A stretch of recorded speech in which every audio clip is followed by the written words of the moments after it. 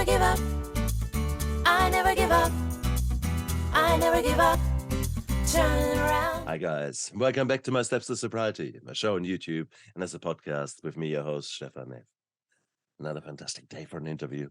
And today I've got Joe Martin with me. And I was looking forward to this interview for quite some time because when I read Joe's story, I realized the importance of speaking out about depression and about suicidal ideation. I anyhow feel very strongly aligned with that topic, keeping in mind that I myself have gone through the darkness, and only someone who has been truly in the darkness can appreciate all the lies that we tell each other and that others often tell us about the situation. And then when we're out in the light again, we appreciate life as the gift and as the privilege that it is. And Joe Martin is a master in this transformation.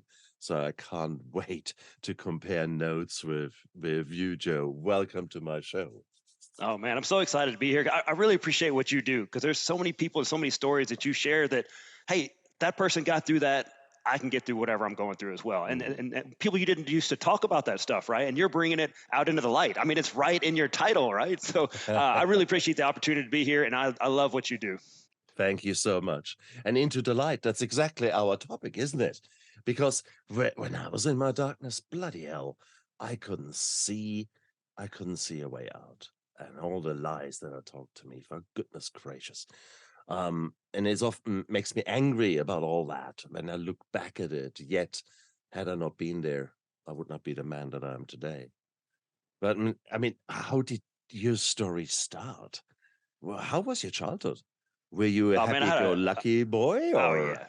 I have the world's greatest parents, a great family. Well, I just grew up like a normal kid. I'm from Alabama. We moved around a little bit, lived in Germany for a couple of years. My dad, on the government military side. And then I lived in Virginia a little bit, lived in Ireland a little bit, but Alabama's my home. And I grew up here, still here today.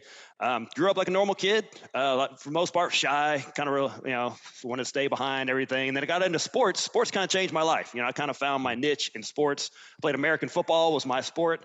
And my goal was to always get bigger and faster and stronger. I got kind of there. I got bigger, but then I got fatter instead of faster. So I kind of messed that one up, but I did get stronger. So if you're familiar with American football, I started off as a tight end, which is a guy who gets to catch the ball, but I couldn't catch it very well, and I became a bigger guy. So that you become a bigger guy that runs into other guys. So I became an offensive lineman, and I loved it, and that was my thing, and that was all I could see. I mean, I went to school just so I could play football. That was my whole thing. So athlete all the way growing up, and then my senior year I ended up getting hurt, and I was going to be in a cast for 6 months. So the football career is over. So that was a huge blow for me because in high school you kind of find your identity. That's kind of your group. That's your thing, and that's what you want to do, right? And that was kind of taken away. And then got in some trouble with the law. So I went to jail. I had to get bailed out to go finish my finals in school. So there's all these things start happening, and then I'm on probation, and you got that stigma over you. Yeah, I'm in the newspaper. I embarrassed my family. All these things and then, throughout that time, you got that one girlfriend in high school, the first serious girlfriend in high school, right? Then we break up. Now, in high school, you remember that first one. It's like, this is the one. I'm going to be with her the rest of my life because I don't know what I'm doing here. I'm a teenager. And then, all these things. My grandmother dies. Even the family pet dies. So all these things. And the darkness you talked about earlier just starts coming on top of me. And I didn't have a car at the time, so I'm just feeling like a loser. And my mom has to take me to my probation officer. You talk about a low point in your life. I'd get, can you drop me off like 2 blocks away so I can't have my mom drop me off at the probation officer, And I got to the point where, I didn't see an end to this, and I didn't see how I embarrassed my family, I embarrassed myself. My future was uncertain. I didn't know what was going on. I just decided, hey, nobody needs me here. I'm not bringing anything to the table. I'm only taking things off. Those lies you talked about earlier, that's all you hear. We talked about it a little bit earlier. You get this tunnel vision that all you see is the negativity, and it piles up and it piles up. And it got to the point where that's all I saw. So I was done with it. it is actually very common that this happens, yet no one talks about it. Depends on which studies you read, it's 6, 8, 10% of the American population have suicidal thoughts. in the last 12 months. Yet we keep it so shy. We keep it. Were you hiding your feelings? Were you able to seek help, or was help offered to you, or No, I was was it one of those. all? If you knew me, you probably didn't know anything was going on. I didn't, I was still smiling and laughing on the outside. This is all just inside. Nobody would have known. You hear about all the time, like somebody commits suicide or does something terrible. You're like, well, he was the nicest neighbor, or he was a great kid. I had no idea. That would have been me. That was my story. I was always, I wasn't a mean guy, going out doing things. I would have just, nothing on the outside. There was no outside. Unless you knew my story, you'd have just thought, hey, this guy's just normal, happy, everyday guy. Mm. Without now going into details, have you had a plan? For me, kind of two things prevented me from ending it all. Number one, I couldn't imagine what it would do to my parents. If you imagine, No, especially now that had I'm a parent. just 1 second. No. What I meant is suicidal ideation is quite common. The next step then is that people actually plan how to do it. Oh yeah, I had a plan for sure. Yeah, I knew exactly how I was going to do it, where I was going to do it, all that good stuff. I was just, hey, this is it. No one needs me here, and this is my plan, and we'll just take it out from there. So this was not just a fleeting idea. This was actually something taking hold of you and Yeah, eating you man, out from the inside. I couldn't see going on. I didn't know where to go, how to do it. So I'm out. This is it. So what stopped you? That's two things. I'm going to talk about what I would do to my parents. Especially as a parent now, I can't even imagine. I can't even imagine. Even at that time, that was something I couldn't do to my parents. Second, I'm a man of faith, so I couldn't. I just between God and my parents, there's two things that kind of kept me from going there. And then that was once you have that. Well, I can't do this. Then you got to start looking around. Well, if you're not going to do that, how are you going to get out of this? So that kind of opened up my vision just a little bit. And I clung to just, hey, what is one good thing I have going on in my life? I thought about, man, I got a great family. So if you just have that one life raft to hold on to, man, you can start pulling out. Your vision opens up a little bit. And if you can just see a little bit of the light, it's so helpful. Did you feel ashamed about the darkness or Yeah, about those yeah. phones? Absolutely. I felt ashamed about everything that I'd done. My whole thing, and I was a sports guy. Also, I enjoyed drinking a lot. Because I could become someone else. I didn't have to be the shy kid on the side. I could get after on the weekends. You think you know how to dance. You think you're funnier. All these different things. So. I was ashamed of that. I'm a high school kid out drinking all the time on the weekends and acting crazy. And then just going to jail and all these things, man, I was ashamed of a lot of stuff, but also, ashamed of, that I was depressed. Like, you're not supposed to be depressed. People didn't talk about it then. There wasn't those resources we have now. I was ashamed about a lot of things. So no one picked up on that because you became a master in hiding it before you became a master of transformation. What about your church? Some churches are actually talking about that quite openly, depending upon the pastor, depending upon where you go. How was your church? Did Um, what? there wasn't really much going on, but even if there had been, I wouldn't have gotten help. I didn't Right. want to be seen as, I don't want people to know. I just wanted to kind of suffer in silence. I didn't want anyone to know, just to kind of add to the shame. If you're in that shame spiral, man, you don't want anything adding on to that. So just kind of keep it to myself because I felt like I was kind of a nuisance or a bother to other people. It's true. So exactly the same thing. When I was in sliding into this darkness and then staying there for a long time, I used alcohol to actually be able to cry. What were your reliefs and or how shall I rephrase that?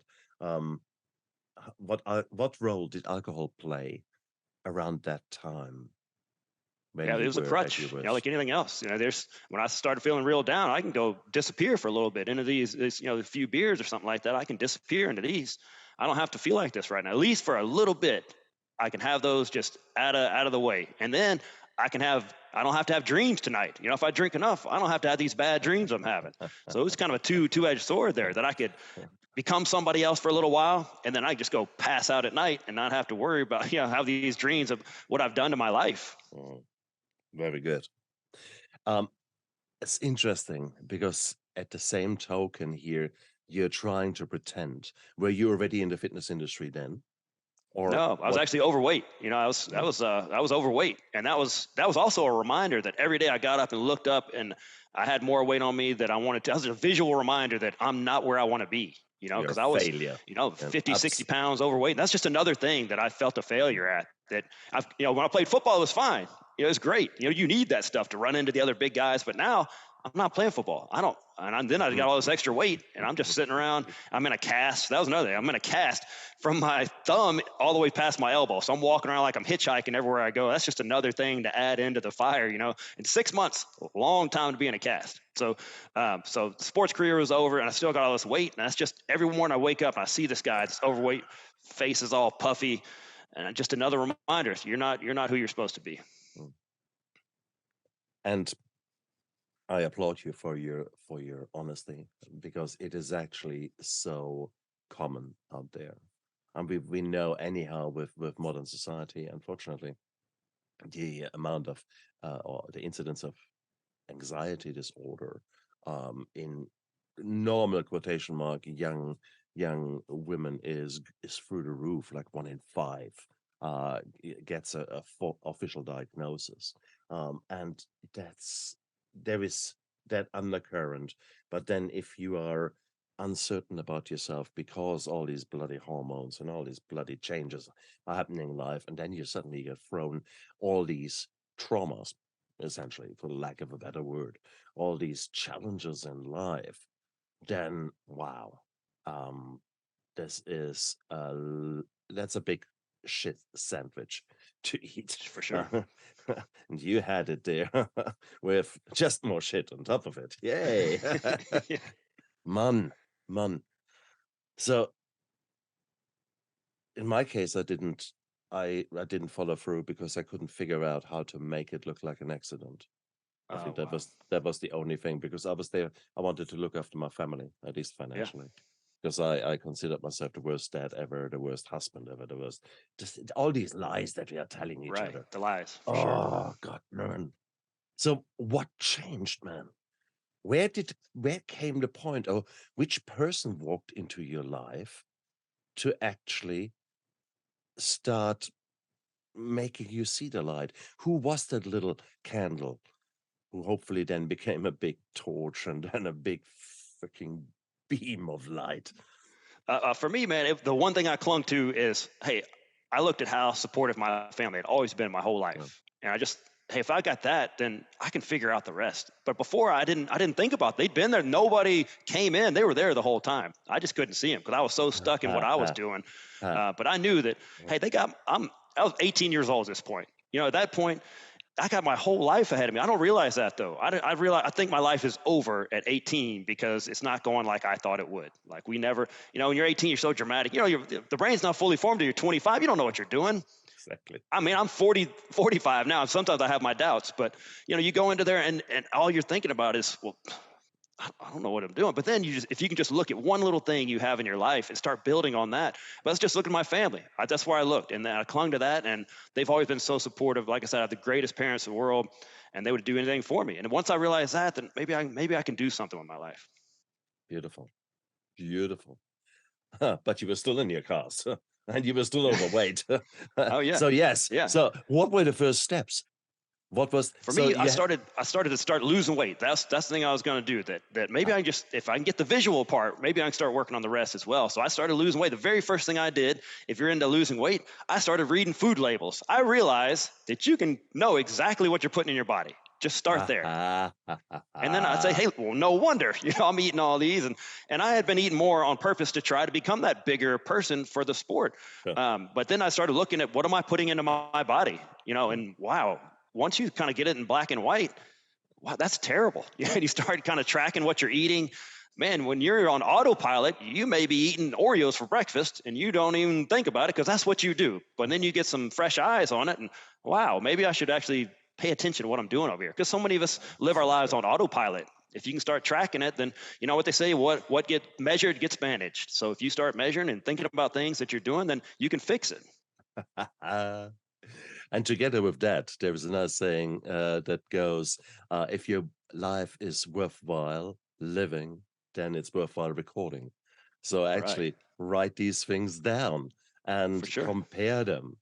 Hold yourself accountable. But that's not something that naturally comes to an 18-year-old. You don't, No. as you say, to the frontal lobe and all that shit. Oh, no. No, they're still on holiday. They That come felt back like extra homework. I didn't Yeah, do exactly. my actual homework. I wasn't doing what I was supposed to do, much less this extra homework. So Exactly. my 2.3 GPA really flexed that out there. But yeah, so I started eating right, started eating a little bit better, a little bit Nice. less, and then Nice. started exercising, added that in, and eventually lost 50 pounds. And man, I felt like a new person. I was like, well, if this is a new person, I want to help other people do the same thing. That's kind of when I started to look at the fitness industry as a path forward, because I saw what it did so much for me. Just you'd be amazed the physical side when you start moving more, you get outside, get some fresh air and sunshine, when you're not stuck in the house all day, just worried about your problems. Man, it's Love it. magical. But who were you in your dreams before that happened? Did you want to be a career athlete? Did you think football would be your future?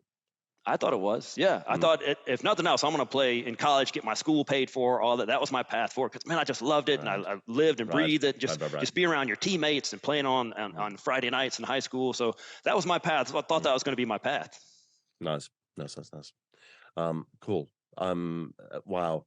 I love it to hear that you went first for the nutrition. Because there's so many people who completely disregard that and just keep eating the shit and then wonder why they are so down. If you look at a typical Western diet, let's say specifically United States, but I could also say UK, I could also say some other countries. There is, we have got so much refined food, and refined means refined. No, talk. It's shit what we're eating, Yeah. and Yeah. That's it. typically lots and lots of sugar, glucose, fructose, those kind of things that gives you massive highs and then crashing lows. That kind of shit isn't really good when you've got a depression. That Yeah. crashing low of your blood sugar. Yeah. It only Guess adds what to it it. does? Oh, hell Yeah. yes. Bloody Yeah. It just hell. adds to it. And you've Yeah, got I mean, I talk to people about, give yourself a fighting chance. It's Yeah. not going to cure your depression right away because you did some push-ups or Exactly. ate a salad, but give yourself a fighting chance. Control what you can control. Get enough sleep. Don't be staying up Exactly. all night watching crazy news things and eating crap and not exercising. Give yourself that fighting chance. Exactly. And it's all about creating those habits, isn't it? It is all about trying to figure out, okay, who do you want to be? You want to be, okay, you you hate your weight. Okay, I don't want to be fat again. Okay, fair call. So let's actually change that from a dream into a vision. Tell us exactly how do you want to look. Less fat. No, exactly. How many Yeah. kilogram? Put a goal to it. Where are you now? I don't know. Well, jump on the scale. So you're starting a clear beginning point, or the start of your race, so to speak. And that is brutal. That is so brutal. When you actually say, okay, go and strip off, and actually let's have a look. Oh God. How do your clients actually respond to that? How do you uh get them to accept the baseline without adding more trauma to it? For me, once they know my story, it's easier to get them kind of on board, because I think something big missing from the fitness industry that I'm in is empathy. Because so many of the people in the industry have never had a weight problem, they've never had that exercise problem. They've exercised their whole life. It's just what they do. They don't. Some of them don't even have to eat right.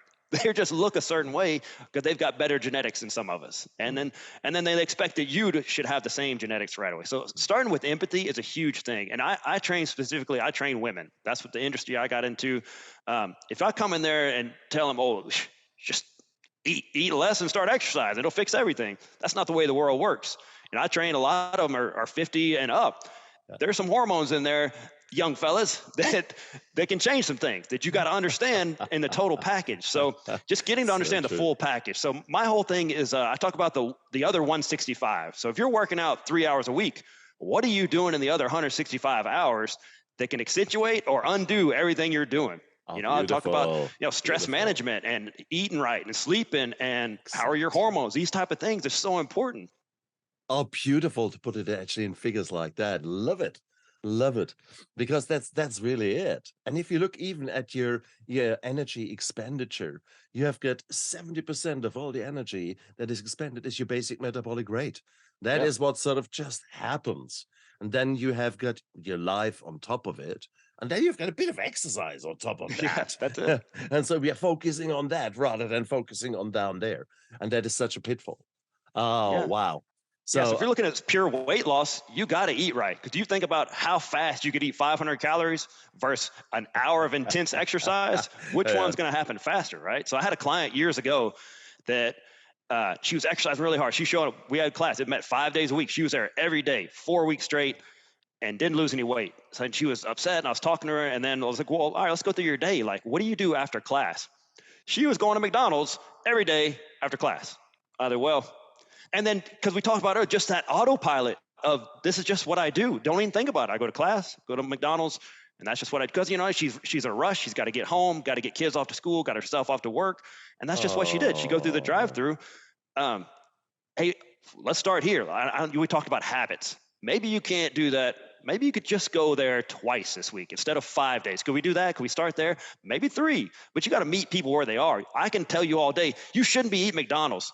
They know they're not supposed to eat McDonald's. What's their alternative? Give them an alternative and a way to go forward rather than just putting more shame on them. If someone's overweight, they know they're overweight. They of don't course. need their trainer to tell them. And hey, here's another little trip for my fellow trainers out there. If you're out there, a little tip. Not everyone wants to lose weight. That's a weird thing for people to hear. Some people just want to feel healthier in their skin that they're in. So we try to put, I'm on my soapbox a little bit, I'm sorry, but I see too many trainers that put their goals onto their clients. Ultimately, they come to you for happiness. Ooh, They want to be nice. happier. So they Nice. define happiness. So sorry, man, I had to get on my soapbox. No, that's perfect. That's because what you're talking about is so common. It is both my young sons are the most perfect man I could imagine. Both of them very different. One of them the perfect body physique and is going to become a trainer. The other one has already done his trainership, but he is a monster, a bear of a man, a power lifter. And with that, he has got to weight. So both of them very, very different outlooks, very different experience. Both of them are trainers.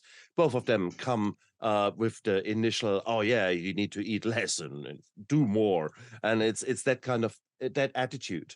And when I sort of talk to them and look who they surround themselves with, yeah, that's so common out there. Hey, And now, admittedly, I was that guy when I was a young trainer. I was that guy. Yep. Because when you're in your 20s, just work out more and eat right. What's the big deal? Because when you're in your 20s, you've got that metabolism that's burning like a fire that burns up all your calories. It's much easier. Get in your 40s and 50s and try to do the same thing, and you will not get the same results. You have to change it. It's harder as you get older, but it's not impossible. But as a young trainer, I was that same. I look back and I just want to slap that guy I was, right? Because when I'm first coming out of college, I'm freshly certified. That's when you know everything. And the longer you stay in the industry, the less you know. Because there's so much out there, right? The longer I'm in this, I've been in 20 plus years, the less I know. It's beautiful. It is so beautiful. But I love the other 165. That is, I think, something that I need to take on as a thing of teaching, a thing of it applies to so much, not just your physical fitness, your attitude towards your life in total. And I think that is where you are so much more holistic in your approach. You're actually saying, okay, come on, so what else is happening there? And when you actually look, let's take the weight loss as an example. There are so many factors that come together. You mentioned the hormones already, and with the hormones, you were referring to sort of menopause, change in hormones of the girls, within all means. Their transformation, their rite of passage into a life that is not so much focused on bringing babies into the world, has tremendous consequences. What we keep forgetting is that also we men go through hormonal changes. Our testosterone naturally comes lower.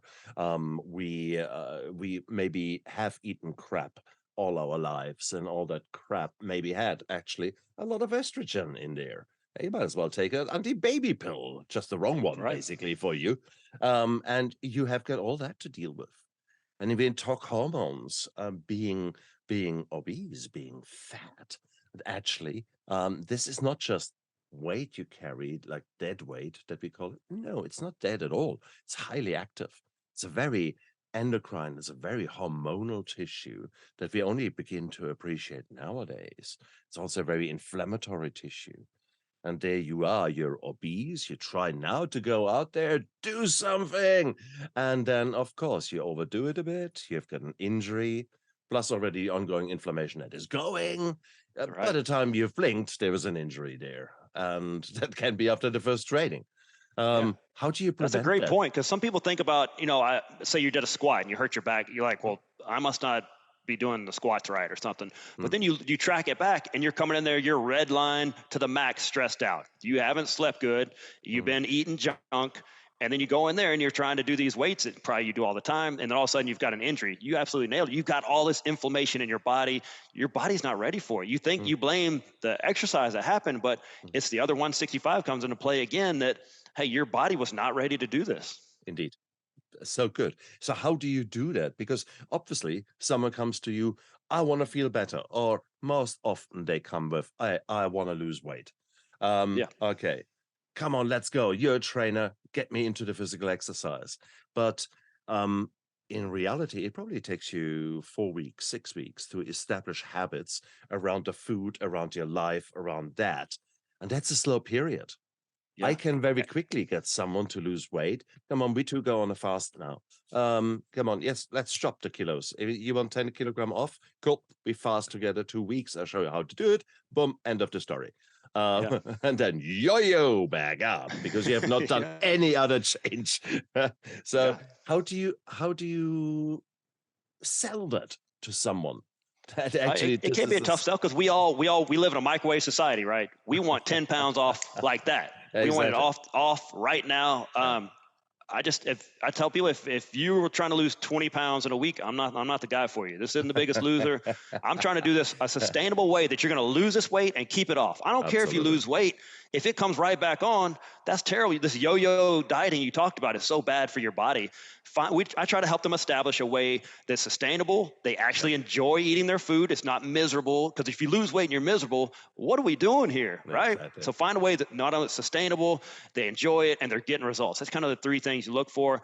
And I'm a habit guy. We talked about habits, and we start with the smallest habit. So we go through and look at their habits and their goals. And hey, if this goal, what's your and I give them an assignment. Say like, I don't know, drink 60 ounces of water today or something like that. What's your confidence level on a scale of 1 to 10? If it's not an 8 to 10, the goal is too big. We got to shrink it down. Let's go 50 ounces. Well, you're still at a 6. Let's go to 40. Oh, you're an 8. All right, let's go. Let's go forward with that, because people get so overwhelmed, especially if they've been out of it for a while. If you can start with these small habits, so small that you're like, well, that's so easy. Great. That's what we want. Make that a habit, and then we can move on, rather than you see it in January every year. The gym is absolutely packed. There's 400 people on each piece of equipment. Everyone's eating chicken and broccoli. We're running 8 miles a day. And then 2 weeks later, everybody's gone, because they came in so hot. It's not sustainable. You need something. If you can't do it for a year, don't do it for a day, right? So you're trying to, this is a game of life. We talked about we're not spring chickens anymore. You can't just go in there coming in hot and trying to do all the things. I'm going to quit smoking, quit drinking, run every day, eat chicken and broccoli.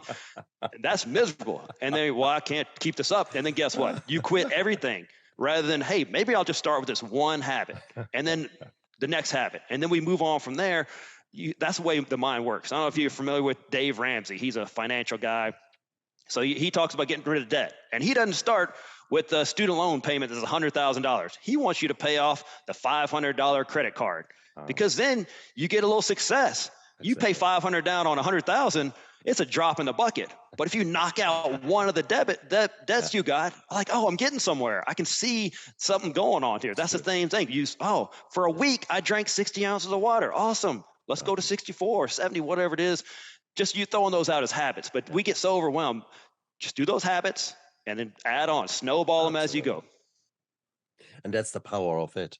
I often talk about a 5-minute gardener, where you basically you make a habit of going every day into your garden and only for 5 minutes, never less, never more. Only 5 minutes and pick some weeds, plant a plant, whatever it is you do. Can you imagine that after a week that you see changes to your garden? After 2, 3 weeks, your family says, wow. And after maybe 2 months, that the whole street will come along and think, what the hell?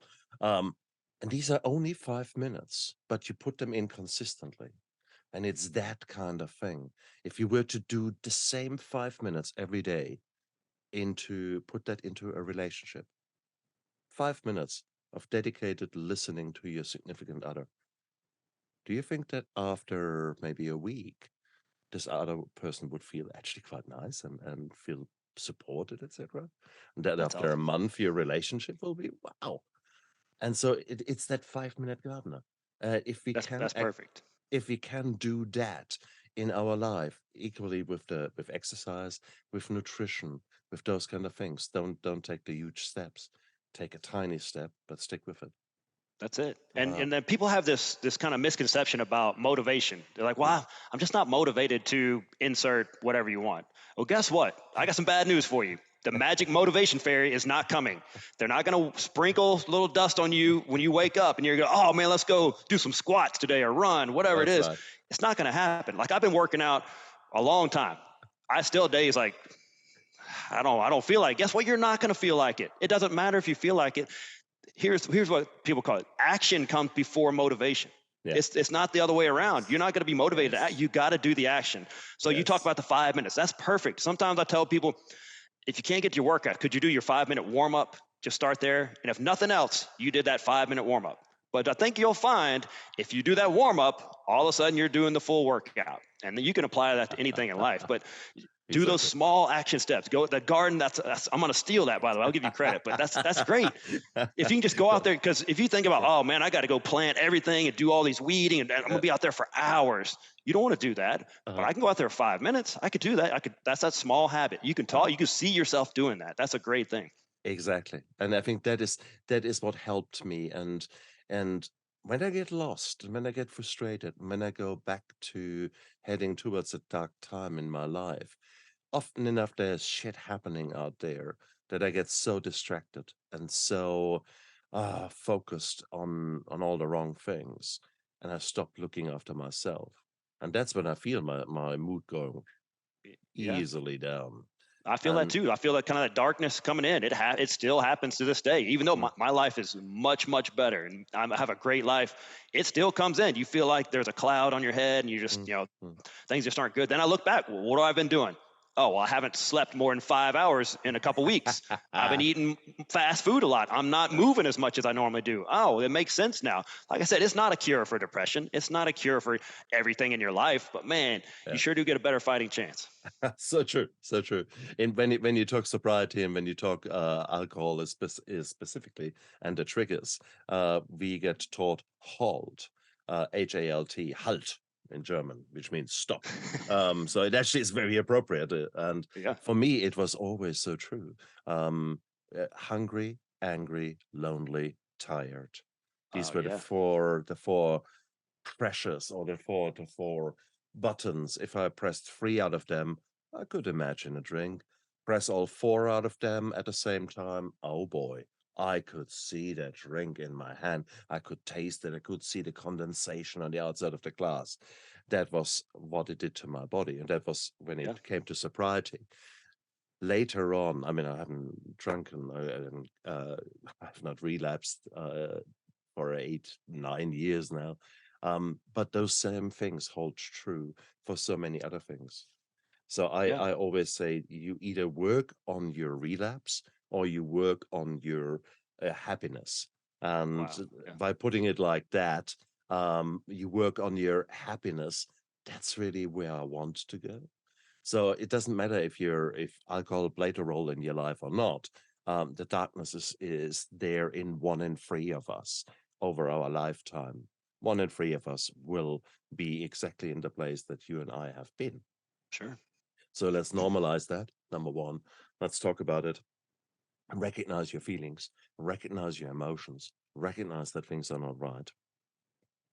And I think the key message there is, guys out there, if you listen to it and if you locked on to actually hear see what Joe is all about and what I'm all about, that the past does not equal the future. I think that is the key thing. Yeah. So whatever happened up to this moment, it doesn't matter really. It is Yeah. there are things that you will not be proud of. There is so proud about it. You're gonna for sure feel ashamed and guilty. All those negative emotions, they are there. For the moment, just accept that they are there. Just push them a bit to the side and say, okay, what little action can I take right now? Yeah. And that can be all the thing. But then again, there are a million of actions you could take. Which one do you choose? I guess that's where someone like you comes in, Joe. I mean, it is you have made it your passion, your profession to guide others who are exactly in that darkness. And I Yeah. think that is where the power is of someone like you, like a coach, a trainer, a mentor. I wouldn't call you a trainer because yes, of course you're a trainer. Yes, of course you do fitness, but that is just the tip of the iceberg. You're holistic. You're thinking wider than just the muscle reaching from there to there, and that's how we lever it. No, no, no, no, no, no. So wow. So, Joe, if there are people out there who say, wow, that guy makes actually sense, how can they find you? There's a couple places. I've also got a podcast, Relentless Positivity. That's kind of my thing. So when I was in the darkness, I didn't see any of the positivity. So once I started seeing it, I didn't let it go. I was like, hey, this was my lifeline. I'm gonna hold on to it. So I look for the good things in life now. So Relentless Positivity podcast. You can look it up on any podcast platform you use. My website's huntsvillebootcamp.com. It's got all my stuff on there. We do nutrition coaching classes online, accountability coaching. That's a big thing for people. They know what to do for the most part, need someone to walk them through it.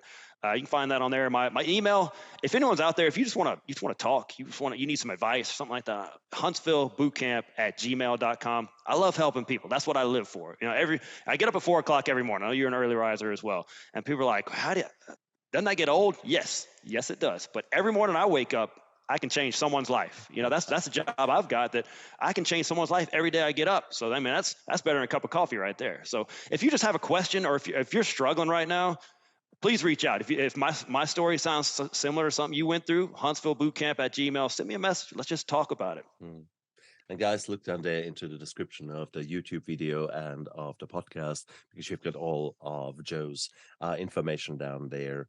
And I simply challenge you here now. What have you got to lose? What have you got to lose? You have already taken action. You've actually forgot the misery for a moment. You actually found this show. You're listening to this show. And right now, you have taken action. So, may I suggest, once you switch that show off, you go down there, press the like and subscribe button so that you don't miss out future shows. That's the second action you're taking. And then maybe have a glass of water. Just like that. Just have a glass of water and drink it. That's 3 things you have done to actually go out there. And it's not magic. You've just actually treated yourself to your brain, now some water, and maybe then you can think, okay, I need to eat something. And your choice again. Everything is your choice. You can either eat a triple cheese, make it a quadruple cheese pizza. That's cool. That's okay. The problem is that most of us eat the extra large version all to ourselves. Normally, pizza is eaten a little slice and then lots of greens around it. That's the choice that you have got. Make the most out of it, guys. This is your life. It's worthwhile living. And That's so, great. Just taking action. You nailed it, man. It's because I was saying, I tell my clients, the AAA philosophy: action alleviates anxiety. When you do one little action, I mean, you just feel so much. You like you said, you didn't solve the problem. You had a glass of water, but man, you did something. That's huge for some people out here. Taking a step is so huge. And if you could just do that, your anxiety level, even it goes down just a little bit. It went down. That's exactly. magic. Exactly. And I want to finish sort of with giving a nice study. They looked at in one study they looked at people in a white collar job, big kind of bureau, stressful job, and looked at people with chronic headaches. And they migraines, things like that, and they looked how many times they were sick of during the year, etc. And then they put a lifestyle intervention in there. So they taught these people about sleep, about hydration, nutrition, those kind of things. And then measured again how things went. And this was a longer program, 6 months, 12 months, follow-ups kind of thing. And not all the things were easy to keep on track, but the things that were easiest were the hydration and the advice around sleep. 80% of people actually maintained those habits down the line. Now, for that company, they made huge gains because on average, their employees had 10 days less off work just with actually changing their lifestyle, changing their nutrition, changing this, that, here, exactly what Joe is talking about. So if you think, that's all humbug, that's all as if that would be so making a difference, it makes a huge bit of difference. So, okay, we've got these studies, we can see them, we can pull them out and show them to you. But believe us, if you do the simple things well and consistent over time, that's how you bloody well become the new you. And Right. Joe, it's actually the two of us. We should probably get before and after pictures. So I dealt with my alcohol, and I've got some pictures before and after. I'm now dealing with my own body. So I'm on my own journey where I'm implementing all those kind of things. So I've shifted my focus. And this is so cool. Guys, just come along on the ride. It is beautiful. Life is too short. Come on. Let's make the most out of it. Joe, you're an amazing man. You're an amazing transformation. I love what you do. Hopefully you get so flooded with people who recognize your value. Some of them will come from this show. Hopefully, some of them will just pick you up through other sources. But I wish you all the energy that you need to be the leader and the support, because that can be quite a lonesome place, bit of a scary place sometimes. What do you do nowadays when you feel lonesome and when this little imposter comes in? You are Right. It still comes in. You oh still yeah. get that. You still get that guy in there. I look for the evidence that it's false. Because if you look, you've got the evidence. So if you look in, your brain's just Google, right? So if you ask yourself, what's wrong with me? Guess what? Your brain will stay. Remember in third grade when you peed your pants? There you go. There's that memory for you, buddy. Ask yourself better questions. Not what's wrong with me. What do I have? What's good in my life right now? Once you start there and just, I'll tell you, you just get the one thing. We get so overwhelmed. So I've got a beautiful wife, great son. My life is great. I've got so many good things in my life. Or I could focus on the bad things in my life. It's your choice. You talked it earlier. It's a choice, right? That's what Exactly. relentless positivity to me is all about. It's a choice. It's not, oh, my house is on fire. Let's get out the marshmallows. This is great. We're going to roast marshmallows in a burning house. No, that's not it. It's not this Pollyanna thing. And it's about making a choice every day to look for the good things, because that's what you're going to focus on. And that's going to grow from there. Love it. Joe, thank you so much. It was an honor to have you on my show. There's no two ways around that. Hey, the honor was mine, because I really appreciate what you're doing. You're a successful professional that could have hid your story from everybody and just left it in the darkness. And you coming out a highly respected person to say, this is what I went through. Because there's so many people like you that don't tell people the darkness, and it stays in there, right? Nobody learns from it. Nobody benefits from it. And you're out there sharing your soul every time, out there telling all the dark stuff that most people hide back. And you keep it out into the light. So I love the name of your podcast, and I love what you're doing. Keep up the great work. We need more people like you out in the world, for sure. And likewise. And you guys out there, look after yourself and live with passion. Bye. I never give up. I never give up. I never give up. Turning around.